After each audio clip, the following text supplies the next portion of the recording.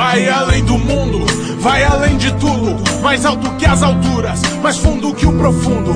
O meu amor por ti, o teu amor por mim, e vai ficar assim, e vai ser sempre assim. Difícil de falar, difícil de explicar, até pra respirar, difícil não chorar.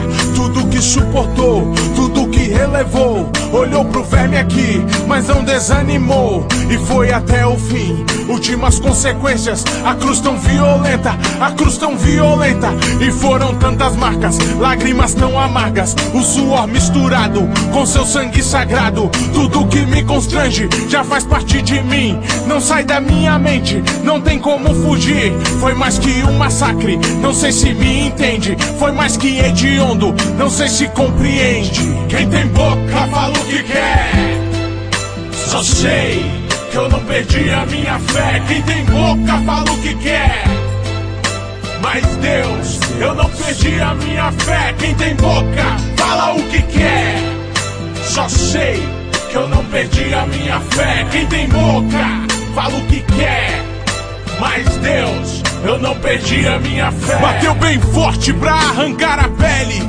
bateu bem forte pra arrancar a carne.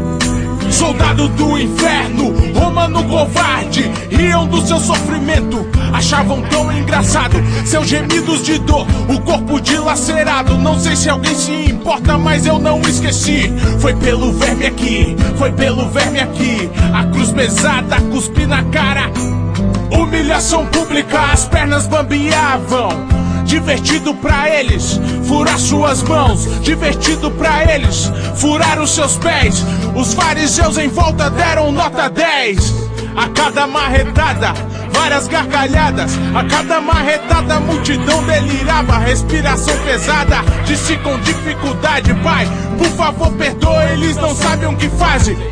Um cretino fez uma pergunta infeliz: se é filho de Deus, por que não desce daí? Eu mesmo posso responder: foi pelo verme aqui.